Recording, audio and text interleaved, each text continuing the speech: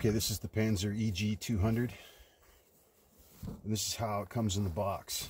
So it's shipped without the barrel assembled. It's got the fore end on it. You remove the fore end like this. Okay. Then it's got the magazine screw, and it's got the piston installed, which can be confusing for people. This piston actually is going to go into this barrel, this receiver here. And then it's got the rail and the recoil spring, the bolt. It's got a little rubber stopper on here to protect the box. And so what I'm going to do is I'm just going to assemble this and disassemble this for you and just show you how it's done. All right. So up here in the front is the limiter tube for the capacity limiter, and I just use this can opener. What I do is I push this tab in and rotate it a little bit so that it's off track, right? Then come over to the other side, push this tab in,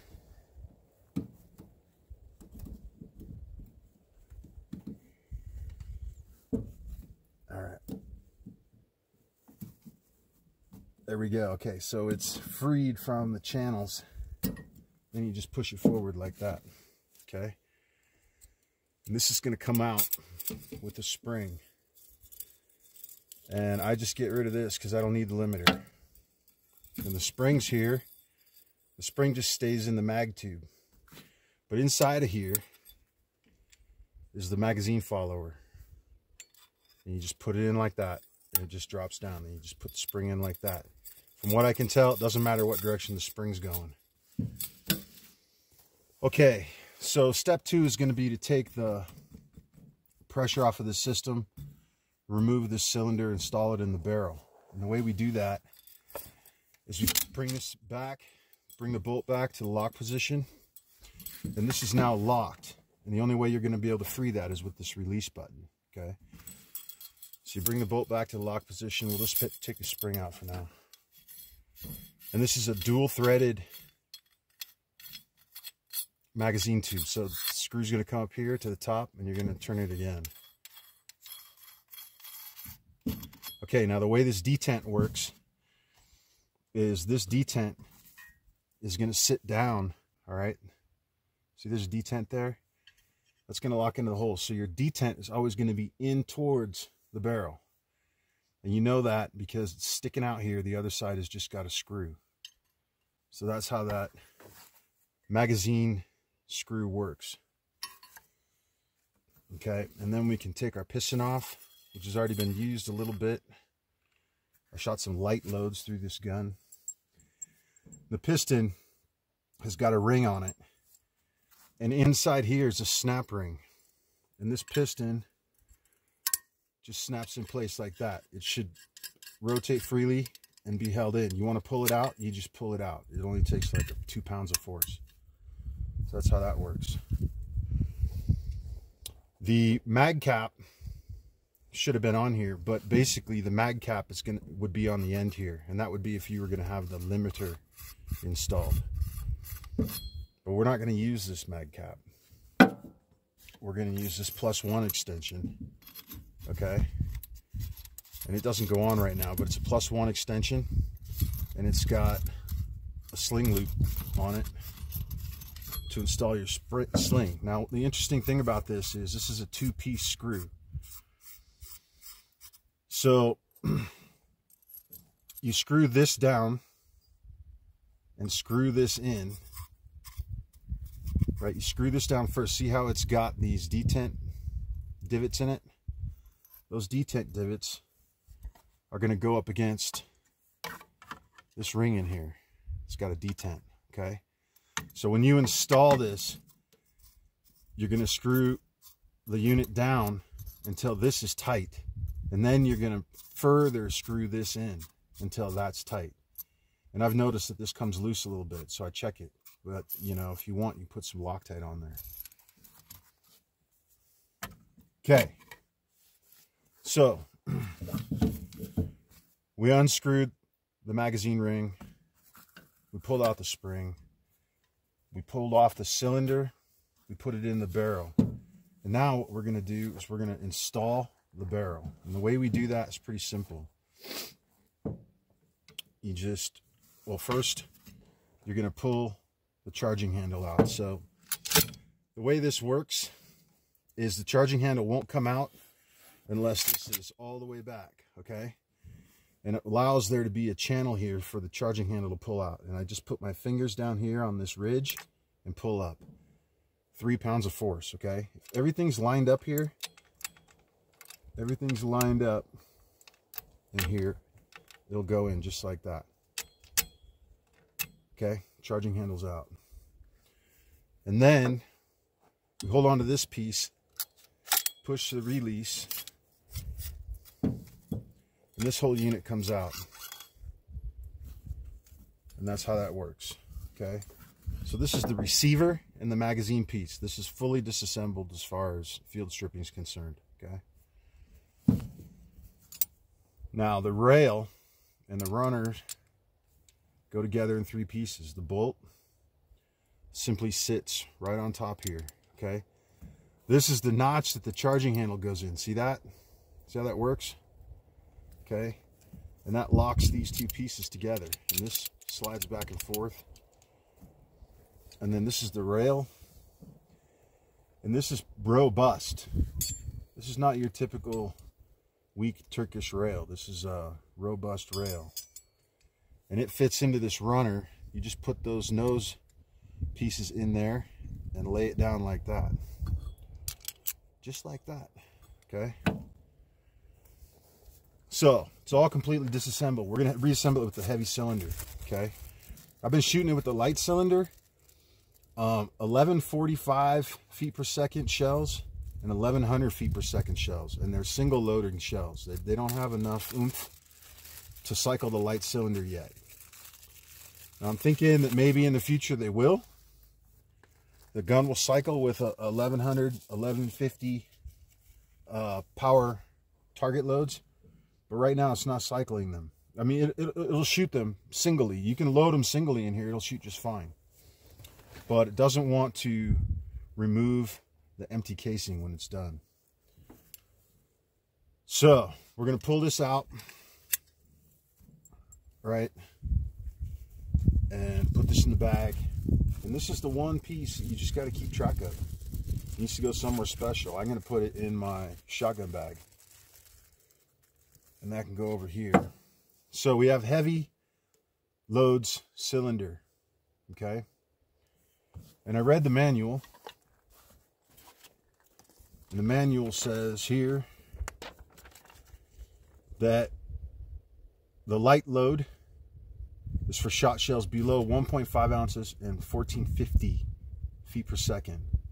And the heavy load is above 1.5 ounces or 1450 feet per second. Well, you know that you could have a lightweight load that's moving less than like 1350. You could have a 1.25 ounce load moving at 1350, and that should work with the light cylinder.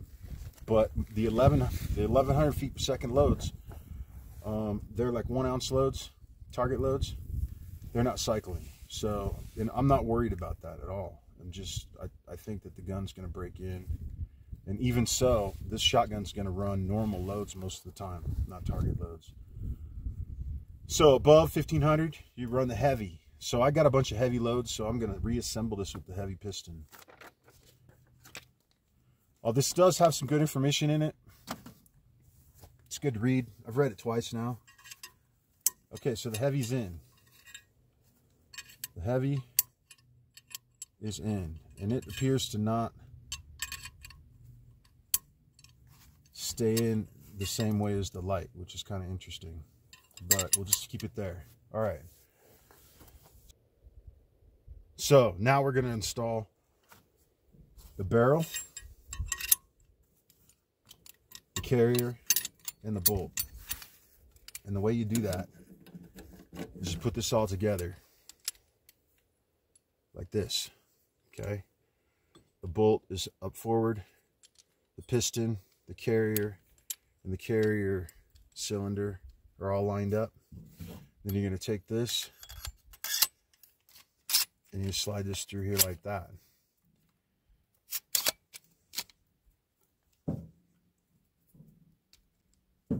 And you know it's in when the sheave on the barrel is flush with the receiver housing, which it is. So that's in. And then we're going to charge the firearm like this, just by pushing this back. Piston stays in there. We're going to install the bolt handle. Okay. We can release all of that.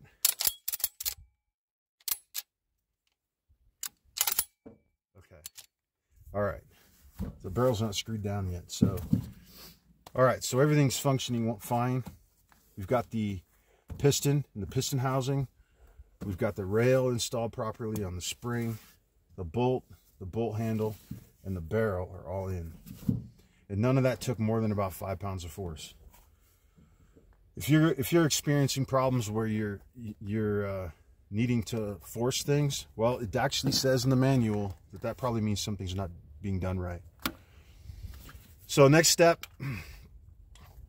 is to lock everything together. Okay, the barrel's in the receiver, the bolt's in, everything's aligned properly, and our detent holes are right here. So we're going to take our detent screw, we're going to screw it on. Just like that. Not difficult. And we just crank that down until it doesn't want to crank anymore. With this system, it seems that it doesn't really over tighten. It just cranks down to a point where it's done. Okay. Okay, so everything's moving well there. We don't need this. So now we're going to put in a magazine spring, and our follower is already inside. All right. Then we're going to screw on our +1 extension. So I'll make this a little bit loose. See that, where you can still see some threads? It's designed so the threads will be hidden. So I make that a little bit loose so that it's not impacting in here on here. So I'm backing this out so that I've got enough space to thread this on. And then I'm going to, first we'll install the fore end. So the fore end has a metal insert here to reinforce it on the front with a detent. It's pretty lightweight. It's fairly thin walled, like no more than 1/4 inch. And on the back here, it's got 3 thin tabs in the walnut. And walnut's pretty hard, but these tabs are something that you want to be careful with. You know, this isn't a tactical gun. This is a gun to have on the back porch, you know, inside the house, and to do some fun shooting with. Okay, so that slides on. Doesn't require any force to get it on. Just slides off, slides on real nicely. Okay. And then the last step is going to be to install the +1 end piece. So we just bring this down here and we turn it on. Just like that. And we turn it all the way down. Now this tube is threaded back, so we'll have enough space to crank this down. We get it down nice and tight, and then we can screw this tube in, and it will come all the way down and match up with the mag tube. So now we have the +1 extension.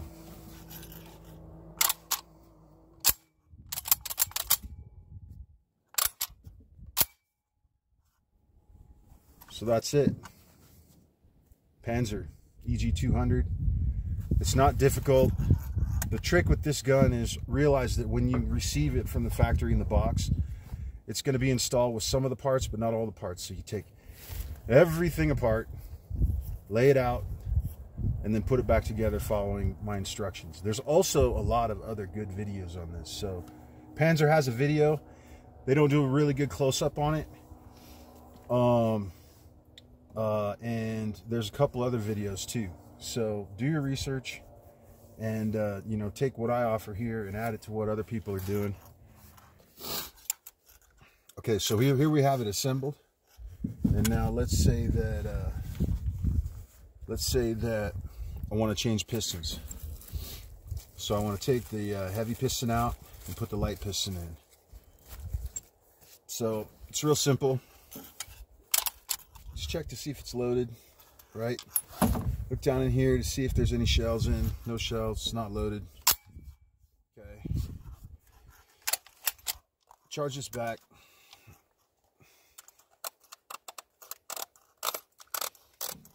Take the +1 magazine extension off just by unthreading it.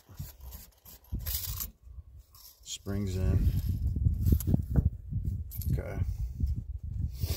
And what we'll do is we'll just show you full disassembly here.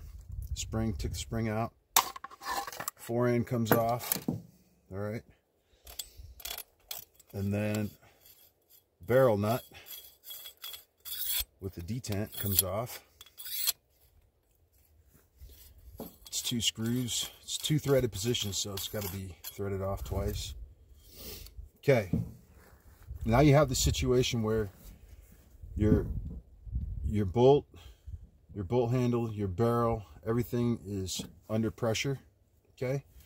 And the bolt is in the rearward position, so you can take the handle out. It's really simple. And then because this screw has been removed, all these pieces have a straight path forward. So to take this apart, all you do is release the carrier and it brings all the pieces out of the gun there. It's exactly what it looks like. Okay, so to put everything back together, you seat the bolt.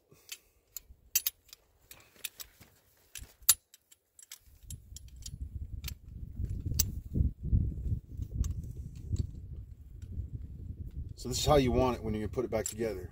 The bolt is locked forward. Just hold all of this here.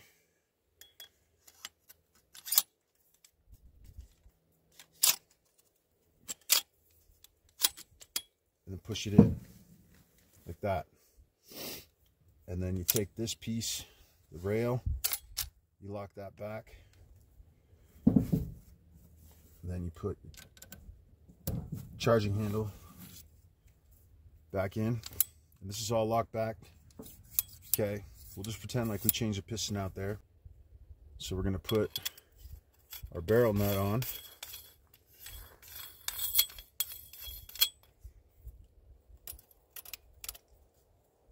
Crank that down. Okay, we've got our charging handle in, and everything is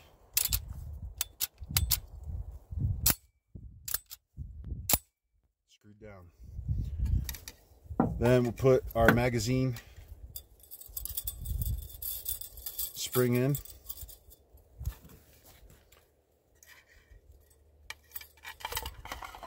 Bring our fore end down. And then screw our +1 mag extension on.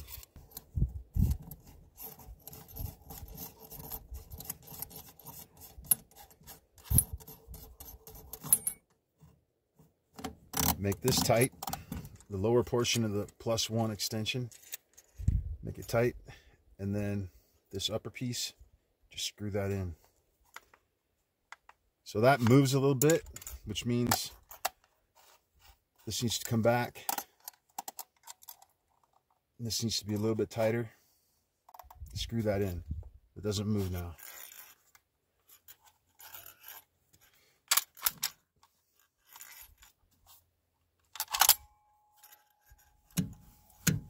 just like that.